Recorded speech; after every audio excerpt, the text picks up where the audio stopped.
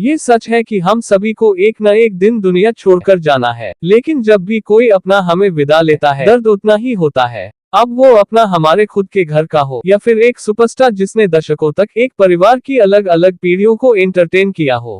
पर्दे पर दिखने वाले एक्टर्स भी तो हमारे अपने होते हैं, हमारे घर का हिस्सा, हमारी बीच होने वाली बातों में शुमार।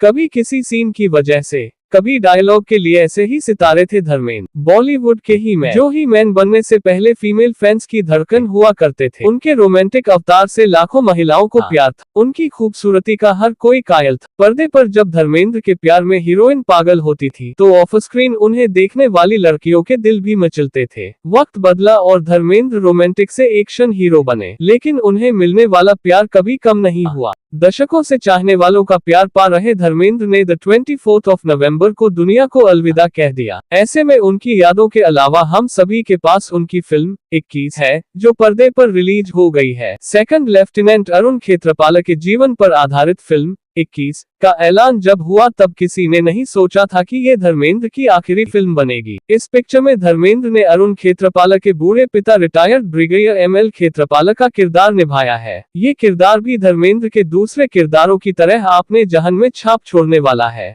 1971 में भारत पाक के बीच हुए कारगिल युद्ध में अपने 21 साल के बेटे को खो चुके ML खेत्रपाल के रोल में धर्मेंद्र का बेहतरीन काम आपको याद दिलाता है कि वो कितने बढ़िया कलाकार थे। इस फिल्म में जितना स्क्रीन टाइम अरुण खेत्रपाल का रोल निभा हीरो अगस्त्य नंदा को मिला है, लगभग उतना ही धर्मेंद्र का भी है।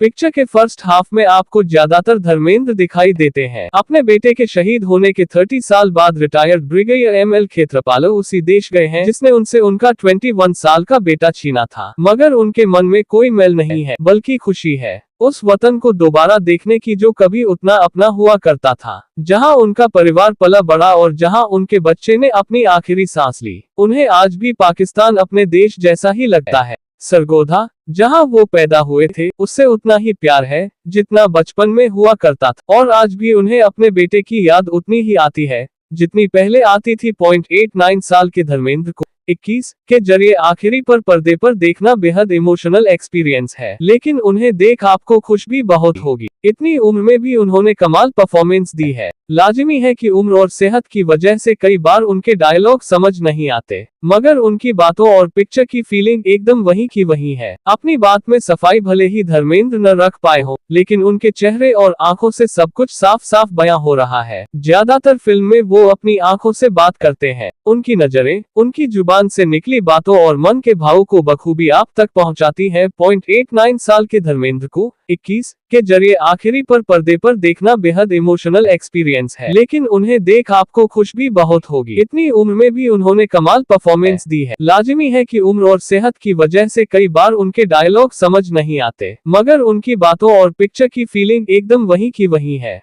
अपनी बात में सफाई भले ही धर्मेंद्र न रख पाए हो, लेकिन उनके चेहरे और आंखों से सब कुछ साफ साफ बयां हो रहा है। ज्यादातर फिल्म में वो अपनी आंखों से बात करते हैं। उनकी नजरें, उनकी जुबान से निकली बातों और मन के भावों को बखूबी आप तक पहुंचाती है।